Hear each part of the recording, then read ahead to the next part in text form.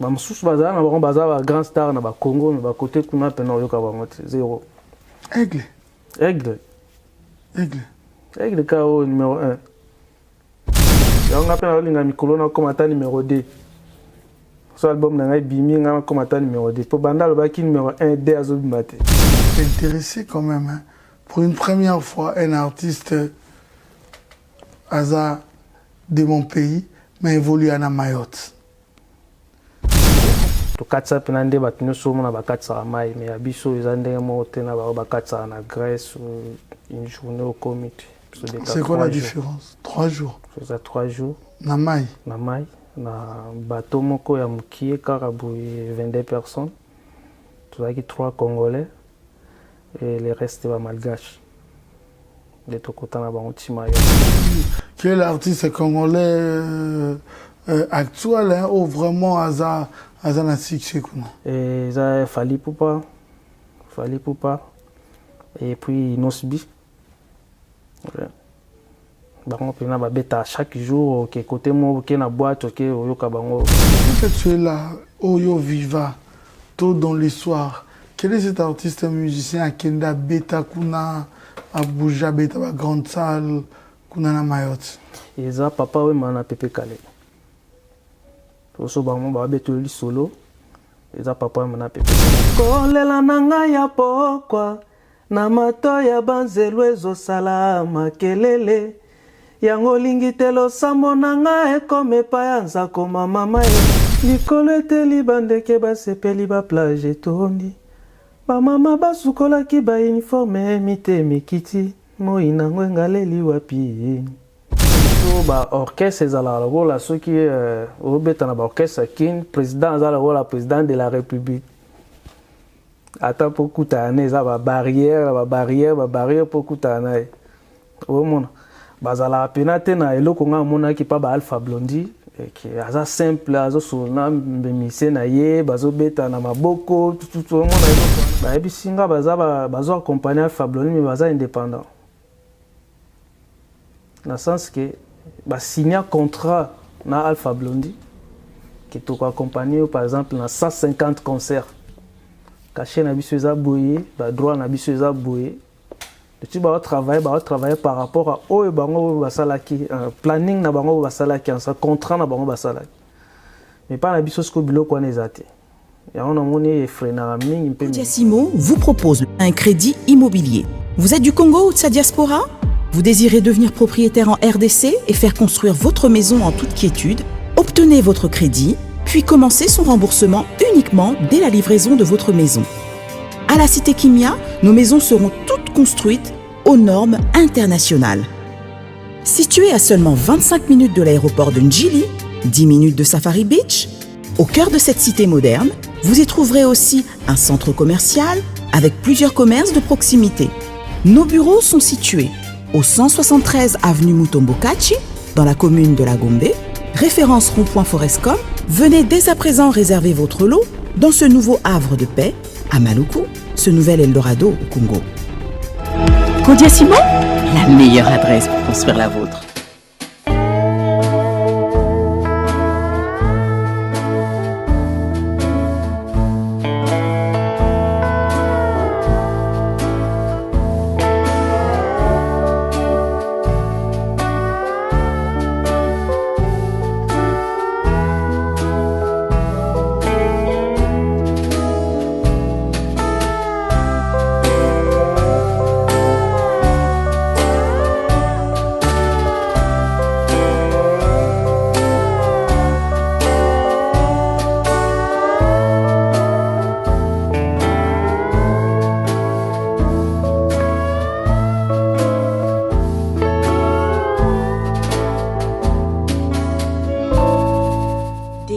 Champagne de luxe, le partenaire pour des bulles de qualité. DS Champagne luxueux de Paris, Dédé Samba.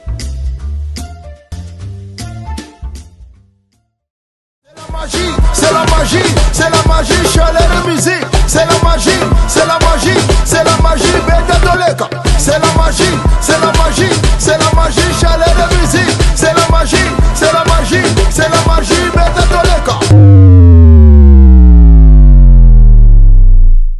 Salut à toutes et à tous, bienvenue dans votre émission, l'interview d'Ado. Errez de vous savoir, très nombreux en train de suivre cette émission. Merci infiniment à Simpson et Célé qui réalisent cette émission, Yann, Néné, Image, le meilleur à la prise de vie, ainsi que Trésor Youé, le chef de rédaction. Nous avons le réel plaisir de recevoir l'artiste Junior Ngongo. Bonsoir Junior. Bonsoir Ado. Comment santé? Comment... Ouais, santé ça calme. Santé ça très bien. Junior Ngongo, aujourd'hui, j'ai ce réel plaisir. Yoriamba Lelo.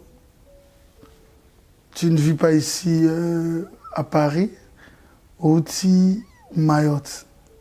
Ça m'a déjà intéressé quand même. Hein. Pour une première fois, un artiste hasard de mon pays m'a évolué à Mayotte. Trop comprendre Mayotte, est-ce qu'il y a une communauté là-bas? Explique-nous un peu Mayotte. Ouais, na bateau Mayotte. D'abord, on a pu nous merci Nayondo Yambinga. Merci. Et ça nous a plaisir à trop. Depuis l'île de Mayotte, c'est un commune à Paris. On a obligé à rouler pas à dos. Oh, la communauté congolaise. Voilà, on a plus une beauté, vraiment, ça me va droit. Donc, avec les on a plaisir à trop. On a accueilli, on a s'appelle Makasi. Mon pour Mayotte, Mayotte est dans l'océan Indien. Tout le monde situé bien, est dans l'océan Indien. Donc, entre Madagascar, na île de Comores, na Katikati. Mais dans l'ensemble, il y a archipel de Comores. Mais comme l'histoire nous va expliquer sur l'histoire, donc ils ont qui ancienne colonie française. À un moment, il y a une indépendance na bango. Une partie va l'habiter, bango va otika na bango na Comores, ba na bango France. D'ailleurs, on va bien Mayotte et comme 101e département français. Mais le reste, c'est la Comores, voire même la Coupe d'Afrique autour des cas, autour des temps Cameroun fait. Ouais, donc, ils ont peine dans l'océan Indien. Ils bossent à Mayotte, ils ont Tanzanie, ils ont Mozambique. Donc, ils ont na 4 à Maï, ils ont na île, ils ont na 4 à Maï. Dans la carte, ils ont tali, ils ont un point moins mouké. Dans deux, au vivre, on a, si tu es en règle aux résidents, indirectement, aux aux résidents français. Oui, tous on a Valère Moko, on a Moutazar à Paris. Tout le président Moko, constitution Moko, tout le langue Moko. Donc c'est ça. Comment tu es arrivé là-bas? On a à partir à Madagascar. On a parti à Madagascar. C'est facile, tu peux nous raconter sincèrement. Bon, tout ça là, voyage, Moko na ba ami, na idée que tout tikala na biso na Madagascar. De tout le monde à Madagascar, na carte d'Afrique, il Moko boye, oko kende po vandi na yo. Mais tout comme la situation, tout le monde a bien été. Tout passé 6 mois à Madagascar.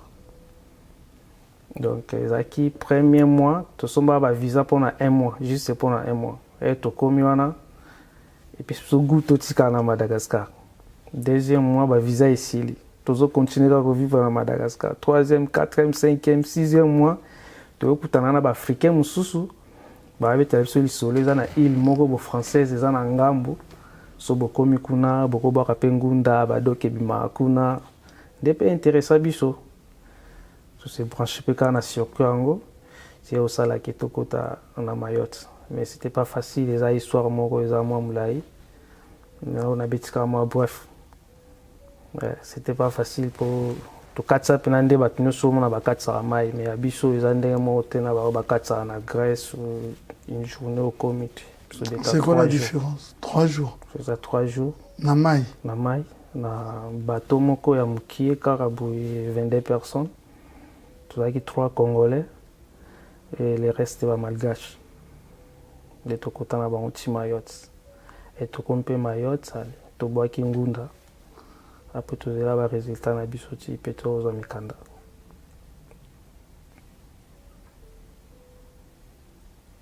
Parcours un peu mais c'était pas facile les solos donc je me suis engobé dans mon mingité Voilà, je comprends. Comment tu définis ta musique? Bon, musique nanga Si la musique ni peut no betaka. style ya musique nanga on a exploité eza rumba na reggae. Pourquoi na poni rumba na reggae? Nga na kola père na biso no beta mingi les deux styles ya musique na ndako. Ba Alpha Blondy, ba Jimmy Cliff, ba Bob Marley. De l'autre côté, Franco, Lambo Makiadi, ba Kale Jeff. Yango ndo beta trop parce que mimi so toti classe zongi ezaka ya musique tondo ka ka yango wana. À un moment, tant on a eu la guitare, la première chanson que on a interprétée, au gars père na bisa wanda yo kaming nanda. Ce qui francoté, ba Kale Jeff, vite ba reggae. Alors on a eu la décision na ça la paix musique nangai. Na poni les deux styles on a fusionné. Pour ce reggae, na rumba na biso, ils a pena similaire dans le sens que ils a cadence moko, différence ils a na ba guitare. Na reggae bazo utiliser clavier comme piano comme fond à base et fond de base ba ajouter na orgue pour ça ba scratch ba benga ba pompe et puis la guitare basse n'est ça là rythmique le rythme accompagnement ya reggae à la guitare basse après ba quoi ajouter ba guitare solo distorsion là juste pour ça ba riff na rumba pe au mon basse c'est la guitare accompagnement. Même la base c'est guitare accompagnement après guitare basse et ça la appelle ming ba phrase ou tu as ming ba repère ya rumba après tu vas ajouter ba instrument mususu ça va complémentaire donc c'est ça na pona style wana pona se sentir à l'aise. Alors na Mayotte là où tu vis est-ce qu'il y a des habitants na ba congolais ton ba tous et pas na bango moko. Est-ce qu'il y a aussi la musique congolaise qui a assez vent kuna na Mayotte? Oui, na Mayotte so comme na Mayotte min so tama na ba taxi na bango, zo ka ba radio na bango ka min ba beta ba ancien succès na biso. Neti ba Kanda Bongo Man ba vie na biso loko ma Alice Mabele lokola ba ming mi ba congolais ba bima kala pe na RDC ba évoluer ming na Afrique centrale entre Tanzanie, Kenya, ba onde pe na ba renia ming côté kuna pour bazana influence ming ya musique ya Tanzanie, Kenya. Ouais, Pepe Kale isusu ba Wilo Longomba ba jeune lelo pe moi muke toyoka. Ouais. Netifali Pupa, ba Inosbi, ba Robinho Karabango ba beta bango ozo rapé musique na bango ezoleka donc c'est ça. Il y a la télévision? Ouais, il y a une grande chaîne Mibale Zakuna ya Makasi, Kwezi TV et puis ouais, il y a quel artiste congolais actuel hein, ou vraiment Aza na succès kuna. Et ça Fali Pupa et puis Inosbi. Ouais. Bango pena ba beta chaque jour que côté mo que na boîte que oyoka bango musique na bango beta. Oui. Na bo sentena ni susu Gaz Mawete. Ouais. Et puis musique na ezo beta. Surtout dernier disque na Autobimisa, on a nzembo à 500 je crois si je me trompe pas. Ezo beta. Là je parle pas que dans la boîte na bloc étranger, il y a bango mo vraiment il y a ba Colombo ka bisote okay. Na communauté na bisote ouais. Bango moko ba maoré na communauté na bango même ba communauté mususu ya Europe ba vanda kuna ba français ba belge ba tout baza kuna ba ta métropole ba artiste congolais o ba beta même na ba fête na bango isa yango. Depuis que tu es là Oyo Viva tôt dans l'histoire quel est cet artiste musicien à Kenda beta kuna Abuja beta ba grande salle kuna na Mayotte? Eza papa we mana Pepe Kale. Toso bango ba beto li solo. Eza papa we mana Pepe Kale pona na batteur mon na beta année dernièrement. Auto saine abeta pen album nanga chanson moko. Yé a travaillé na papa we yem t'accompagner papa we baza malgache. Et Pepe Kale vraiment du soukous kuna za la musique na bango. Les deux artistes congolais Nyata Mabelo na beta pena eza bango na bosani puis nani Ah oui, le Longomba. Ouais. Les abango, puis na ba nyata na belo na batika ba empreinte et puis ba cartona. Ok. Junior Ngongo, artiste et musicien évoluant à Mayotte, mais congolais d'origine. Ouais. Parlons de toi, de ta musique réellement. Tu as également livré plusieurs concerts à Mayotte avec...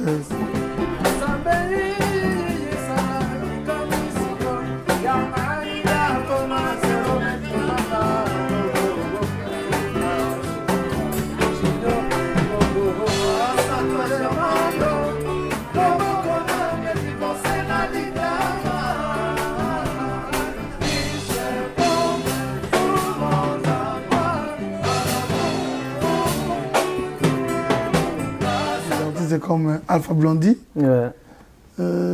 Tu peux encore m'ajouter. Et Tiken Jaffa Koli. Et voilà. Et puis Kimani Marley. Ok. Ton expérience par rapport à ces artistes au partagé na bango podium, et comment tu as pu réussir quand même à affronter, hein, être ensemble avec ces grands de la musique africaine? Ouais, expérience, moi-même, donc, surtout pour Alpha Blondy, pour Alpha Blondy, les jours, bah, et Alpha Blondy Zoya, bah, bien na téléphone, bah, et puis on a sélectionné parmi les guitaristes, et bah, obeta na première partie na na répondant mutuana ba moko ata bo futinga te na za frère ya obeta pour ça pena donc ba rêve nanga quoi ya partager scène moko na batwana. Ouais. Et comme est-ce que tu as répété après ya to qu'est-ce que jour à concert. Donc nazaki une émotion mon a habité. Nazaki une émotion ma terrible. Et là qu'on a remarqué que pendant bango baza simple makasi. Et en plus bazo solo la na ba musicien na bango le kola ba mi. Au monde a qui a va na coin na yé charisme rien. Qu'est-ce qui te fait dire ça? C'est-à-dire, tu nuances avec la comparaison d'artistes Nabiso et à Congo, parce que n'oublions pas qu'en République démocratique du Congo, pendant que tu vivais là-bas, tu étais déjà artiste et musicien. Après, Vonozaki arrangeur. Tu as également travaillé aussi avec d'autres artistes comme Déplique et tant d'autres. Alors, quand tu dis ça, on a une nuance sur quoi? On a ça et pas nabiso ba orchestre ezala la ceux qui au betana ba orchestre kin président ezala la président de la République ata beaucoup tane za ba barrière beaucoup tane au monde bazala penate na eloko nga mona ki pa ba Alpha Blondy qui aza simple azo sona bemise na ye bazo betana maboko tout le monde eloko na ambiance moko boye étant que ba artiste biso pena ezaten biso mona sécurité tant que baro cholo na bamboa liboso avant comme place leader ali donc c'est différence on a na makasi baza nande mona ba mission na biso. Par rapport à ton expérience, qu'est-ce qui justifie ça? On a habité pendant biso on dirait ndenge to memela ngo na habité on dirait za sous musique était comme elo mususu bakotsa na musique. Pour musique, il y a un mot qui est sans frontières de Baloba. Et on a remarqué que pas Alpha Blondy, on a senti na ba musicien na bango, il y a une frontière te. Bazo ya bazo solo là, bazo kanga ba photo, baza vraiment à l'aise.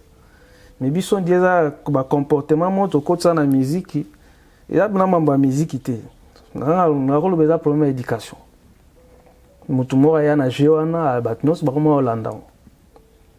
Pour habiter groupe na Congo, bah, se comporte alors là, expliqué, je crois pas. Je crois pas. Qu'on est un président, pour qu'on n'est pas président, il faut le pas bureau, même téléphone à président, mot basimba ngo. Aux autres bien à président, il faut le cas boy, donc c'est un peu compliqué quoi. Donc c'est ça. Donc, et puis, bah, profiter de la faiblesse de la population. On a bango, tam subozu na bango, et bah, comme il aura la roi. Alors, Si ce sont des actes, hein, tout ma comportement, toute manière oyo, au déplorango. Alors, quel est l'avantage? Il y a structure au monnaie le rôle Alpha Blondy. Et quel est le désavantage? Il y a un comportement à président, à musicien, et pas un biso oyo déploré. Si vous expliquez mon lobby, ou comme patron, à un groupe neto, à rêver, à un musicien lobby. Nga monaki epa na bango mpona meka kosola mpe na bango mwa moke bayebisi nga bazo accompagner Alpha Blondy mais baza indépendant na sens ke basigna contrat na Alpha Blondy ke tokoaccompagne par exemple na 150 concerts cachet na biso eza boye badroit na biso eza boye depuis travailler par rapport à oyo bango basalaki planning na bango basalaki en contrat na bango basalaki mais pas na biso siko biloko wana eza te yango namoni efrenaka mingi mpe musique na biso en plus toana problème ya effectif susu okona orchestre moko okuta 50 personnes olekisa bana bato temps ebele tout ça namoni yango eza souffrance donc na Congo bazodépendre kaka na leader mais bango namonaki baza indépendant lobi mpa koyebisa Alpha Blondy ke te ngala kotravaille kaka mpona 10 concerts le reste naza suna motu mosusu nake koaccompagner eza plaisir à trop yango mona baza vraiment évolué baza bloqué te baza vraiment évolué bazo épuiser de gauche à droite donc c'est ça. Est-ce que la langue aussi influence la musique? Parce que chez nous, on peut voir au cas non, musique n'habituée bêta trop parce que la rumba, genre la musique où on a tout trop na lingala, il faut soit chanter en français ou en anglais ou en portugais ou je ne sais dans quelle langue hein, pour que musique n'aille à l'international et n'a plus. Toi qui vis là-bas, est-ce que en écoutant notre musique congolaise, c'est seulement la langue qui influence, qui est là de moins en moins, ou la musique congolaise les autres battre record en haut de ses côtés? C'est ça pour ma langue. Pour la musique, on a un langage universel. Donc, langue, nous sommes la musique, nous sommes yoka. Prévané na minute na oti Chypre, na leki na Autriche, banana banda otuna ba autrichien, so ba bol ba français, mutayebol ba français azate. Na bomi na Chypre, na aéroport, mutayebol ba français azate.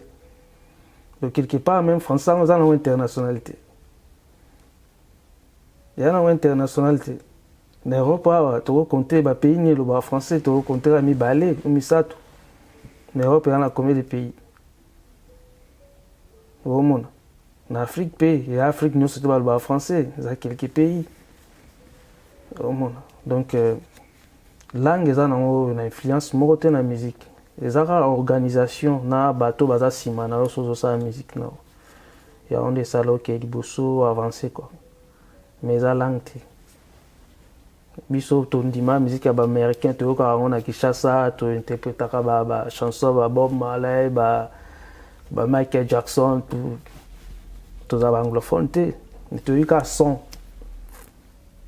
nga rôle baneti mutalaki sanga reggae à prendre un mingi reggae zaki batteur et ancien batteur Jimmy Cliff na vient na mo Audax Mundela no fa na Belgique ba on va prendre un style wa mais on va comment la Jamaïque kuna ndeni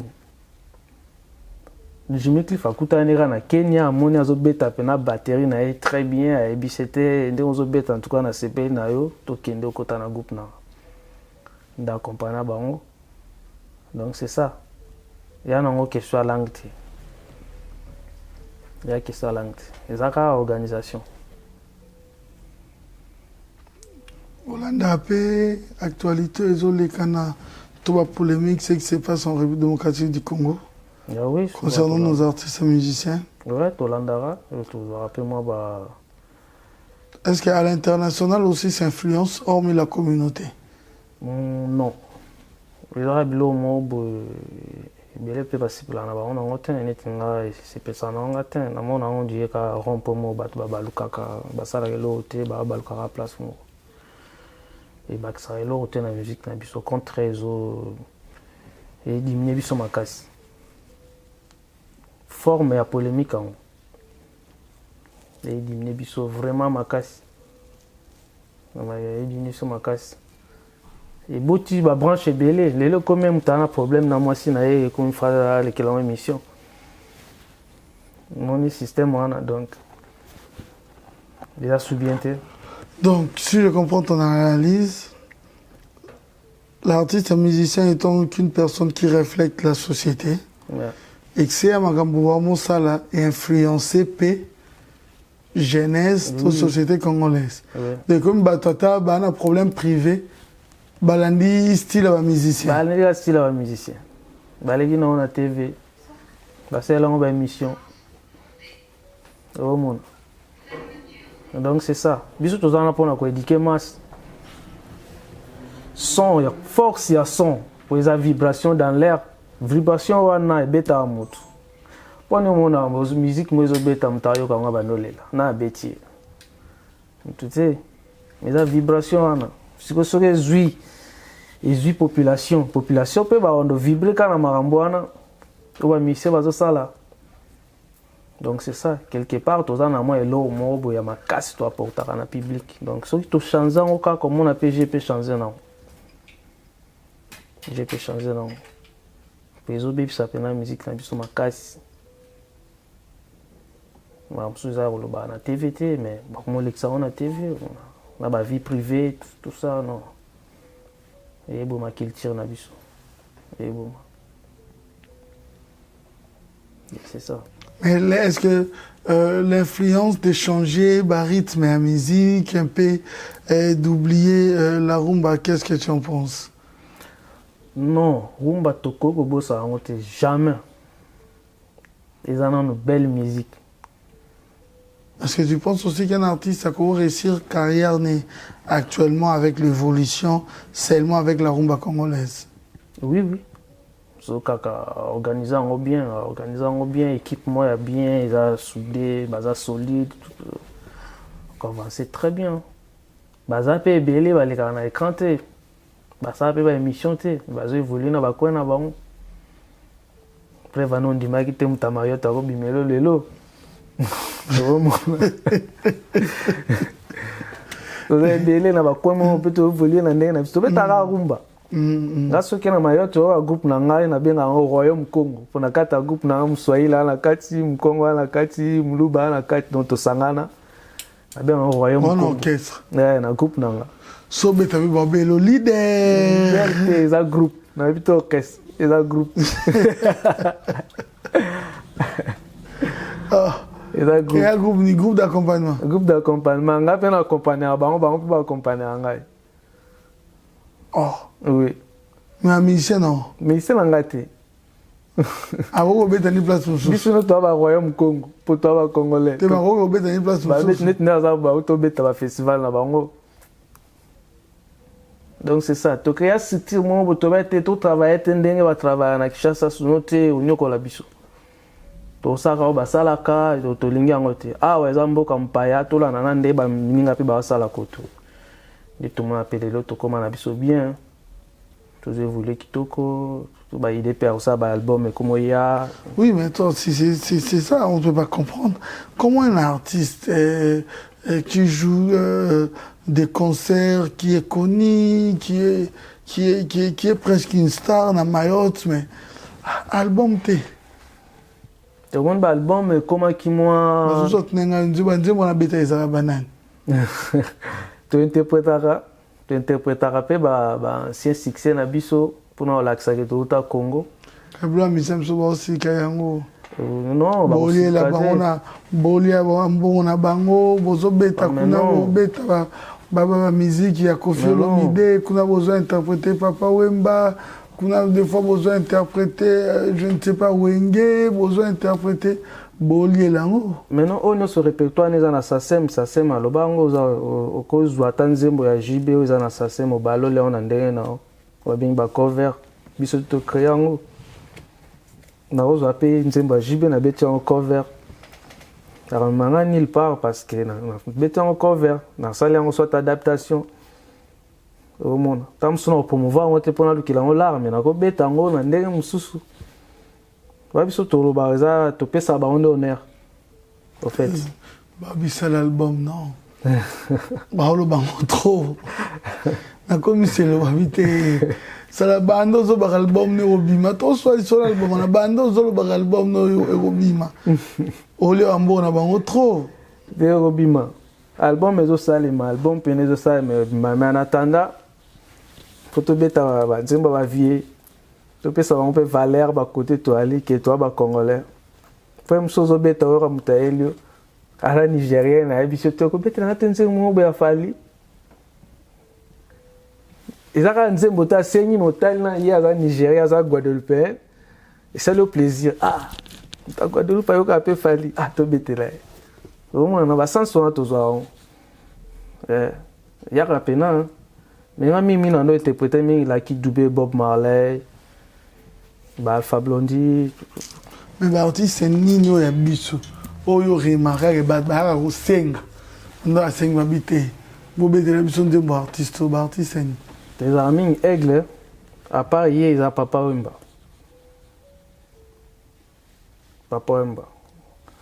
bamosusu bazala na bango baza bagrand star na bacongo me bakote kuna mpena oyoka bango te zero. Aigle kaka oyo numéro 1 qui Fally Ipupa makasi loba boye botika na suspense numéro 1 ye wana. C'est plus ces chansons qui sont demandées. Ouais, les chansons de Papa Wemba. Yango ngape na olinga mikolo na komata numéro 2. So album na ngai bimi nga komata numéro 2. Po banda lobaki numéro 1 D azobima te. Nga kozwa na place wana numéro 2. Na sali pe maram. Donc c'est ça. Ba chanson ni plus oyebi na répertoire ba senga trop. Ça album na ye oya auto bimisa je crois Tokos hein. OK. Ouais. Na oyo mususu nini Catafalque. Il y avait une fois une fille mon nigérienne a aussi un télé Catafalque. Bon. Bon Papa Wemba ça plus panzem. Papa Wemba Show Me the Way album et émotion album ouais. Tellement na ko interpréter en trop en tout cas qui sont bandits en kaka na mindele ma bala osepela. Félicitations à nos artistes. Et voilà, ça fait du bien au monde que musique et la frontière ni en soi. Les autres qui ça fait du bien. Il y a des Michel, Elengado yango. Et liberté na yeye zarato azo coopérer il y a problème pour tangi na artiste yo akomo tuno ba ko ba tuna ba influence muto za libre atangi yo aye alingi bien a donné yango yo il restera comme ça il restera comme ça il y a des na ba tuna est-ce que ba senga jo pe o pour muta lo baté à deux libre donc voilà à deux libre un grand merci à celui qui dira au soleil que je serai toujours là malgré plusieurs trahisons. Il restait toujours noble avec le soleil. Miché Moulumba Mimoul, les spéciales. Non, merci infiniment à toi. Merci à Babimbi Boss, Lumière de Birmingham, Lolo, je cœur de MM, Mimi, Milolo. Merci également à la fondation Charlène Moké Chibangu. Merci pour tout.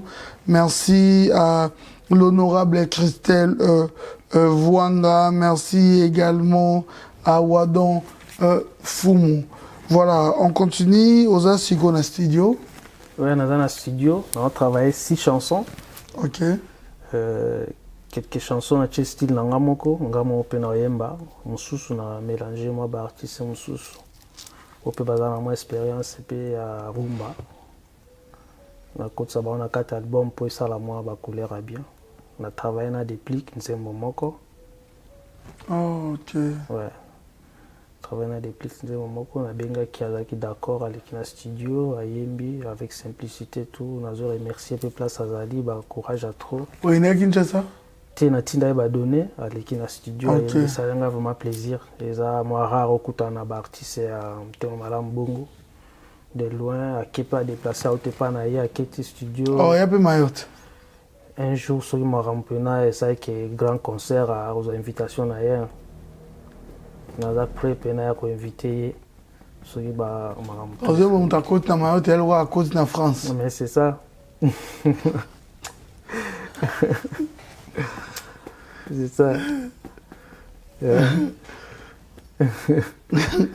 Te akoya pena eza na baprogramme oya Donc, capital. 6 chansons. Ouais, na otosala na Chypre po dernièrement na Chypre nasali 12 jours kuna pe nakutana bacongolais baza ebele. Ok. Ouais, bayemba yanga très bien. Nakutana na baartiste ebele, baami pe ebele. Lokola chroniqueur mo paza kuna liwa pe na peso bambota trop. Ah, c'est gentil. Et bavandisi makambo kuna Abdallah Mavinga. Ok, ça me va droit au cœur. Kalanda pe misa biso comme pas do pesa en tout cas bambota trop. Ok, cher confrère. Ouais. Mes salutations aussi. Ça. Ok.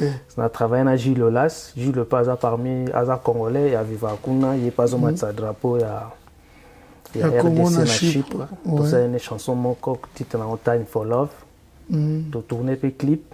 Donc, on a essayé de prendre la chanson à relancer. Voilà, sur les 6 chansons, style la rumba, il y a combien de chansons? Style la reggae, combien de chansons? Dans les 6 chansons, il y a 3 chansons en bête en rumba reggae. On a mélangé afrobeat, babilo, kaka, bajena lelo.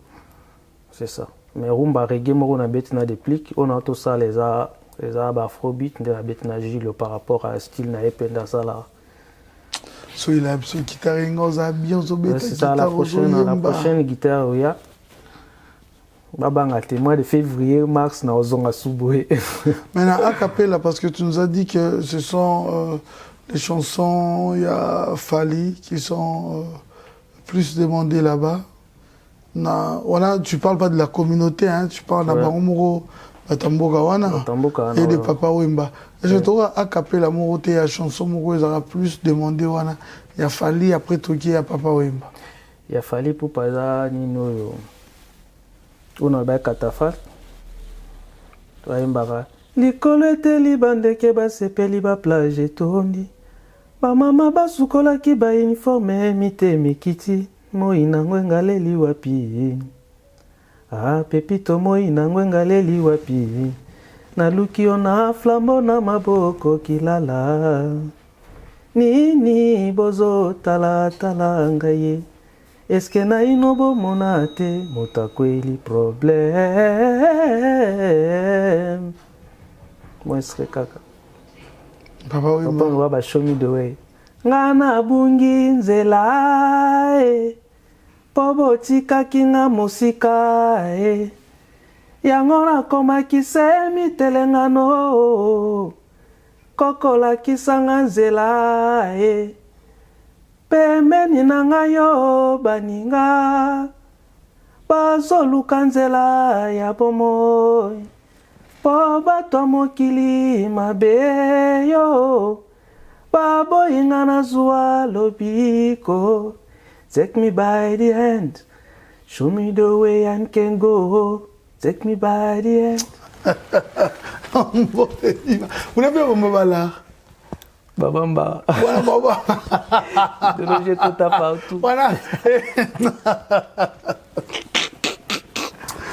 Non, Bamba yo. Bayaka pe mundele pa bimisima. Il a pas mundela bimisa 20 €. Il va bimisa pe à Bambi. Au code ici. Ouais. Mais est-ce que ça t'arrive aussi de parler avec ces artistes? Bon, Mbappé à son âme, artistes ou interprétant dire moi ko la pe jana bango ou expliquer bango pe ba yebi arrivé là déjà. Tenante. En tout cas na luka pe occasion na pour nga bimiki na 2017. Donc na luka pe occasion na un jour surtout kuta un soit na numéro 1 to solo lango na bagez mawete ba onyoso depuis to na idée à la festival mo nuit africaine mon côté kuna so que ba situation na nyoso simbi a ba ya pe ko honorer biso côté kuna ça là c'est bon ba Hollande ouais Hollande qui ba message commis voilà ça la bien na force ya Gigi Tati le prince de l'Espagne ouais il y a ça manager penara Gigi Tati. Tati, on te salue, grand monsieur. Maintenant, je veux comprendre. Qu'est-ce qui fait en sorte que baartiste mosusu kuna bazala en vogue bayebana e bamisusu non. Eza par rapport à nde toloba mikolo eza vitesse hein. So otikali nsima na baradio cassette otikali kaka nsima mais soki okoti mpena na monde ya digital nde mambo etambola babiloko ne mpe koavance hein. Ke basalaka bapolémique na bango wana bamosusu bazo avance. Oui, mais comment par exemple est-ce que bazaka na Mayotte kuna est-ce que manager mutaenda kotika to comment vont en soufflera à partir ba pays oyo eza pembeni Tanzanie eza pembeni na biso, Mozambique eza pembeni, Madagascar eza pembeni. Soki outi kuna ekita rapidement na Mayotte ekiti mbamoko na la Réunion bayamba yango ndenge wana pour mingi to voyageaka ba pays wana Tanzanie c'est ça. Au moins net fali era sala kaka fitting na Diamond même Inosbi Diamond bayokaka ye trop na Mayotte. Yango sala ba s'intéresser na bango et ba komoluka pe ba répertoire na bango. Ouais. Pour un meka ko solo la ngonde ngwana na décapé mon na ba collège naza comme professeur ya musique na ba collège kuna na za contractuel na signé un contrat chaque année. Ben élève na solami na ba élève concernant mon betali culture ba mo ba yebisa nga. Oh artiste obino yebi wapi. Oto yebi à partir bobo. Ah bon, boyoka pe musique ne mususu oui to komo yoka pe musique na. Ah bon. Donc là on a une chaîne moko boy. On est featuring eza mabete. Au salaire c'est très important ils ont poussé qu'ils tirent la bango kuna ba de l'autre côté puis besoin partager. C'est vraiment très important. Ouais boy en tout cas il y a na ba radio cassette na ndako. Donc c'est ça, monde est avancé. Et en plus ba manager sous ba manager a bien et puis bateau consigner ba contrat pour na ba tourner. C'est ça. So zana bango na staff na yo okokende musika. Mais tu affirmes ici que Inosbi pas à vraiment écouter kuna. Mais qu'est-ce qui fait en sorte que vous interprétez bandi mon été? Yé pena zang ngana interprétera yé pena te ba groupe monsieur za kuna et monsieur to beta ba interprétera déjà une fois deux fois ka bazo interpréter. Dans la communauté métropolitaine pour nous tourner à reggae, rumba na chaka muke, ba on lingi mina beti la on ba jamaïcain, ba Bob Marley, ba Lucky Dubé, c'est ça. Selon toi, pourquoi tu affirmes que Fally Aza numéro 1? Aza numéro 1 pour par exemple, nako pesa exemple moi muke. Vas-y. Les lots artistes ont tourné pendant ma casse na RDC hier. Par-ci par-là au Koutaï à Zobeta. Donc ils ont le droit de discuter. Est-ce qu'il y a des critères où on peut reconnaître un numéro 1? Critères T, mais il y a un numéro 1. Mais surtout talipé marambo il y a Zosala et là qui numéro 1 et à Loba qui est solo ils ont qui est bien. Et on appelle ça l'effort, il y a un numéro 2. Et qui est le numéro 1, l'artiste congolais numéro 1 à Mayotte? Na Mayotte numéro 1, na Abimité. Tenabi congolais évolue en Congo, il y a des Wafandara à Mayotte. Que, oui, à Rose en a 2%, Rose en a 100%, Rose mais quand même, Nani Nimoko plus élevé dans Mayotte. Donc, artiste, on comprend, mais artiste congolais. Quel est l'artiste congolais au hasard vivant, hein? La génération, quand même, au Boyoka, au hasard plus connu dans Mayotte, c'est pas Bango Moko. C'est Fally Ipupa. Là, j'affirme, c'est ok dans Mayotte, c'est Fally Ipupa. C'est Fally Ipupa. Dernièrement, je rappelle contrat, moi, il faut avoir bêta, kuna, mais tous les là, ayate. Quand la période de Tobeta, na Alpha Blonde. Izaki Efaya Mbroso na Tanzanie, Davido, la période moko, mais ayakati na été sous contrat échange. Tu rêves un featuring? Pourquoi pas? Pourquoi pas ça grand et ça ce que le ça. Non, je parle pas seulement de lui. Je pose la question, tu rêves un featuring? Ouais, j'ai plein de featuring. T'as des artistes au vraiment que non. Priorité non je dois faire ce featuring avec lui. Premièrement, il y a Youssoufa. Segundo. Youssoufa na réserve vraiment na ça un featuring pour na mona son abeti reggae na nganga na ça la refrain ya beti rap na elikolo et ça pena elo moins bien. Yami balé nani. Yami balé za héritier Watanabe. Ça peut la peine avoir na et ça moins spécial. Ouais. Ça peut la avoir na ma casse ça vraiment spécial. À part on a sali déjà des pliques. Est-ce que quand tu parles de la musique congolaise, on a aux autres un peu d'adjoint à côté, Gibbs? Non, on a un sur placement. Pour plus on a vivre en France, tout le congolais. Makila on a vu ce Congo. Normalement, il y a d'autres artistes qui ont plus d'influence que les Kabango Kuna. On a plus d'influence que les Kabango Kuna. Ouais. Ti. Surtout aux références, tant dans le Bela Fali par rapport à la rumba. La musique voilà, rumba. Voilà. Ok. Mais la musique, sous net rap, tout. Okay. Non, c'est vrai, là on était dans la musique rumba, oui, là on parlait de la rumba congolaise. Ouais. Ok, donc parlons de Junior Ngongo, retenant qu'aux Ana Studio, vous préparez album. On prépare album à 6 titres. Et ça, il y a beaucoup de belé, hein. Et ça, il y a Mayotte. Et ça, il y a Mayotte, et Kinshasa, et Paris. Ça, Chypre. Mix, on a continué à travailler avec Michel Bass. On a travaillé pénaillé, tout cela déjà dernièrement, tout années dans la Réunion, bah au festival, mon coin on a mis mon père Banda Lova Lova. Ah bon? Ouais, tout ça là qu'on a un staff, il y a bah fille, bani tokenda wana, to louer maison, tokenda ko assister bango, tu na dernier jour au festival na bango. Donc tokenda to match na drapeau ils avaient bien. Pour surtout soutenir congolais nous ça yakuna to zala. Et tout cas, on a félicité bango pe na ilo basala na la Réunion, en tout cas, ça a eu plaisir. Na batu na yaki na bango bazali décide. Et puis baloba que ça meilleur concert il y a festival là. Festival ça qu'il faut. Les a parmi ba grand festival au CID. On a rôle numéro 1. Mais Michel Bass bazaki 4 personnes sur scène, des bassistes, des batteurs, moi on a chanteur moi comme ba beta kelo mo ezala ateko. Bazaki vraiment au top. Bah, félicitations, les Congolais, toujours travailler pendant des mois et vous allez très bien. Donc, c'est ça. Quoi. Voilà. L'album sort quand? Donazo pensait Kobi Misango entre mars et avril, il y a l'année prochaine. Pour moi, bah, les noms de l'album?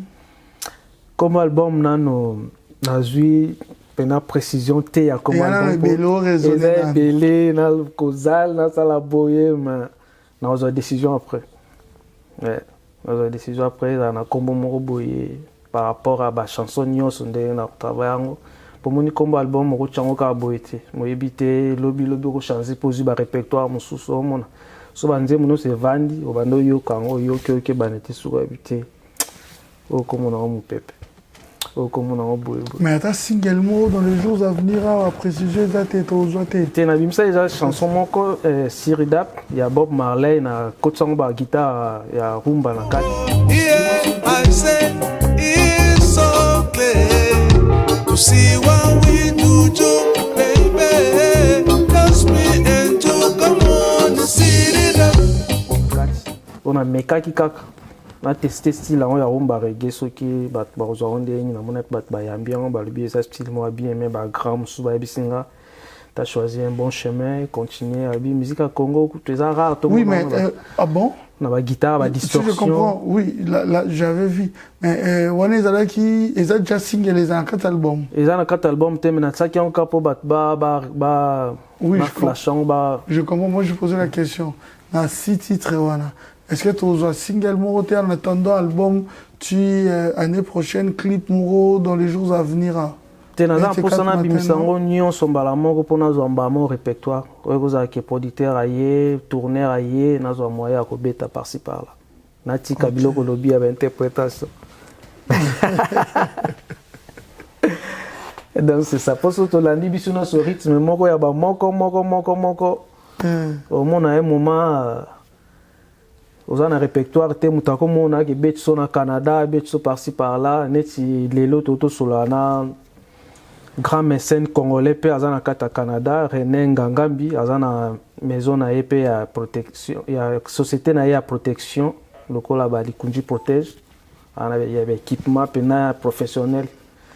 Il est pas en pour ça bet sabiso concert mort a été prochain au Canada, la nuit africaine moi les Karakuna. Donc on a essayé mbote sikazali René Ngangambi. Voilà, pour voir tes clips, tes événements sur YouTube, les noms, c'est Ngongo Production. Ngongo Production. Ouais. Badba qui est juste s'abonner à Ngongo Production. Ngongo Production, Rolanda Ba. Ok. Et sur les réseaux sociaux, sur page Facebook, juste Instagram. Ngongo Production. Ils ont partout Facebook, Ngongo Production, Instagram, mon Ngongo Production. Et pourquoi on doit confondre Badbi Junior Ngongo? On doit remettre Junior Ngongo à moniter Ngongo Production. Quoi, Mbriwanda, heureusement qu'on l'a bien. Et ça les m'a ndengwana. Même Snap Ngongo Production. Ngongo Production, je sais pas au monde. Nyon son Ngongo Production. Ma production na nyon na 4 kuna. Ok. Ouais. Aux la production déjà au bêta. Ndé na ozonga Mayotte. Voilà. Ouais, na na concert mon fona bêta na ba naturaliste. Ok. Ba naturaliste c'est ça bateau c'est parce qui para na ba mangrove kuna na Mayotte, mambitali bandeke o baza na voie de disparition tout. Parce que c'est un contrat mon son azongi na Chir donc premier concert na bêta ça yango. Donc bah congolais oh bah c'est tu sais moi plus ma communication c'est pour les lignes allophones hein. Plus hein, je me base quand même. Bah nous sommes plus pour les lignes allophones.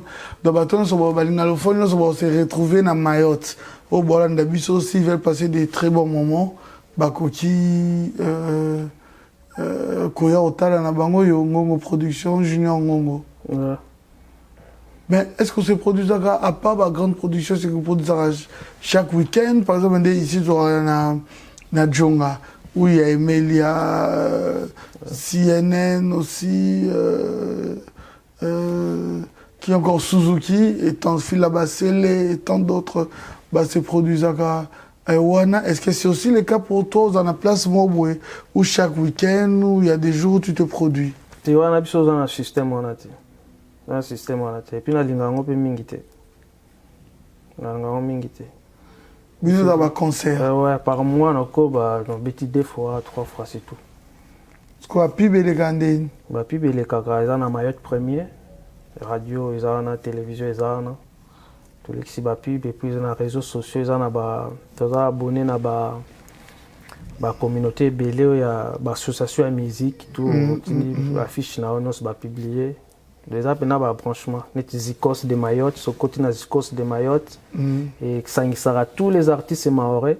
OK. Ouais, na ba métropolitain mission to na 4 so publier là on a yo on a partager par-ci par-là ba concert pe au monde. Ba ko ta na YouTube ba on a ndenge ba place to beta. Voilà, lui on l'appelle Junior Ngongo, retenez que c'est un artiste musicien congolais évoluant au Mayotte, mais il reste toujours congolais parce qu'il n'oublie pas son origine. Aujourd'hui, en séjour ici à Paris, il a décidé de nous rendre visite. Junior, nous sommes là pour promouvoir l'excellence. Nabato Sobalandio, avant la dédicace, en regardant cette caméra. Vous connaissez ça va congolais ni en Sobalandi Bissoni. Non, et ça va en tout cas, Bapé Sabiso, confiance dans ma moto, tout ça là, tu redecevoir ma moitié. Base l'album Ezobima, Kalamingité, tu as préparé, on va très bien, dans nouveau style, tu as un rumba et reggae, et ça là va bien. Et ça là va bien. Base un thème en kita, bah oh, bah Monique, moi un plus ces alliés à comporter, pas na biso, bah comme la biso. Ou soit bah les capé pas ado message au comment toyamba wana motema moko place tokobongisa so nyonso bolinga mpo to avance ezala bien. Vous avez combien d'Instagram, Instagram ou na page nanga ya Facebook. Ngongo Production. Ngongo Production. So ba komi email peza wana, numéro pe téléphone ezana, ulikamba na WhatsApp bako. Non yambango ça bien. To partager moi ma connaissance en plus c'est très bien pour la musique pour avancer quoi. Ce que tu auras a capella hello non mozo préparé. Hello na mo. So permettre de faire exclusivité gars. Net auto beta na Chypre na. Il m'appelle la rumba, il m'appelle Love dans Tokyo. J'aime trop la rumba, je vais promouvoir la rumba. Na Julio Las. Quand on s'est fait la rumba exclusivité, pour le plaisir de Guigui Tati, le prince de l'Espagne. Le prince, pour ton plaisir, pour le plaisir de Dédé Samba également. Je dirais aussi merci à Baou Service, merci à toi, merci également Nabato Nyonso Bozala Wana toujours pour Bolanda Bisso, sa grandeur spirituelle, le prophète Konde Polo, Dominique ainsi que la grande dame qui l'accompagne toujours, des femmes de valeur, maman Safala, Marceline, et j'embrasse très fort mon fils, le prince Abinoam Yui. Tokoyo kango. Ndiwa kobika na ngai na maboko mayo chérie sala nyonso elingi yo naza moumu na yo. Reviens bébé sans toi nazoko vivre te noki te na kokoma martyr ya bolingo na yo. Car dans mon cœur, t'es une princesse, tu hantes mes pensées, mon amour.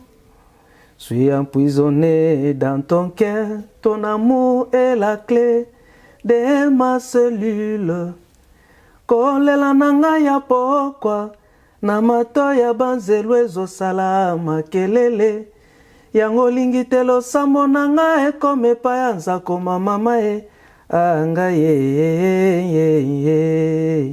wan depli kazui liwa kobika na ngai na maboko mayo chéri ye sala nyonso elingi yo naza moumu na yo. Reviens bébé sans toi nazoko vivre te noki te na kokoma matira bolingo na yo. Wana tosala déplique. O tosala Jules Squeza. Nalingi yo. Nalova yo. Nalingi yo. Nalova yo. Nyonso nasala ondima te mon chou. Bakale na pesa ondima te mon amour. Babijou na somba ondima te zonga. Let's find solution, oh baby. I want to live in your heart. Come dry my tea. Stop it, that please. Sorry, stop it, sorry, stop it. This is the time for love. This is the time for peace. This is the time for love. This is the time for peace. Basi na mayot kapoe. Star baolela. Ouais. Oba ya humbeze lengite. Oba ngana tika lingala la plus belle langue. Depia na Londres. Boutique Depia na Matadi. Forme danser. Pesimbote pa mami. Mère de mère. Obiye batu ba yo konga bo tuna ngana yo kaki yango na zo yo kazo yo ka market na yo ki on a kita on a bi guitare bomi bolingo yo ka c'est vraiment faites confiance à des artistes comme ça, des artistes et musiciens qui se battent partout tout ça, qui vendent notre pays positivement, qui vendent la langue lingala partout et notre musique. Ouais, c'est ça. Oh, mais ma drapeau n'a biso partout. C'est ça. Il a joué dans des grands festivals, partout, place où au moins peut-être Lina Lénia, peut-être Rosalatem à travers Yé, Lina et Yokami, et puis il reste dans ça. Junior Ngongo. Ouais. Ton style? Pourquoi ce R&R. style? Rumba ni reggae. Yangonde, Basuki. Tezaka style, hein. Tolandaka yo. Misanga na makambo yo. Quelqu'un de courtois, certes, c'est vrai, simple. Hein? Qu'est-ce qui fait cette différence? Au début, il y a Missa, monier, faut mon complication, mon boyer, mon musique. Mais toi, tu es complètement différent aussi. Ah, tu as pour l'éducation. Ah, dans la famille, tu es bien éduqué. Après ça, tu pas maman nga zinga beka Elisabeth, na papa nganga mbikana kasa. Posé la il faut la nouvelle collection, il y a la griffe, il y a la cara mystique. Et betami nango, des arbres, betami. Mais ils ont été photos dans la simplicité. Bata la ba mona nyoso betami nango. OK. So zana prince de l'Espagne donc Guigui Tachi. Parce que l'album un peu à bangi ezala. Na ba chambre sous na photo cha culture na biso moi ma banga na toto betina de plus ma banga ya di. Parce que bateau mais studio ezananti. Studio ezananti. Parce que bateau on a ma banga ba contacter. Mais oui. Pourquoi pas. Enfin ti bon. Ba pesa mina mbota likasu pena mambo ya li pena ba vandi. Ndenga jete. Na ba il pe kuna ba ki bango ki prête-moi za côté kuna ba boaki na katikata mai.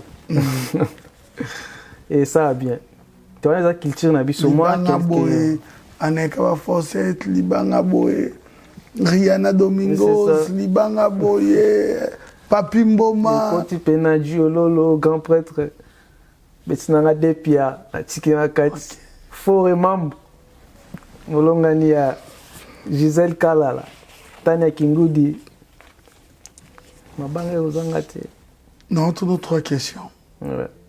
Sans explication, réponse dans nos échos à direct. Réponse.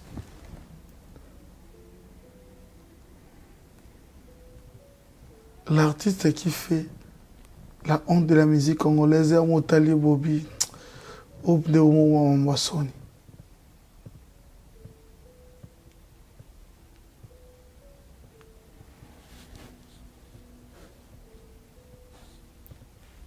Elle m'a passé. Elle m'a posé question. Pour avoir avez belé mi pico. Et ça m'a compliqué. Réflexion, toi réponds juste les noms de cet artiste. Ah, mais ça m'a compliqué. Alors c'est peut-être ce gars là. Le bateau bien la couche de épicé que. L'artiste qui détruit le MERS.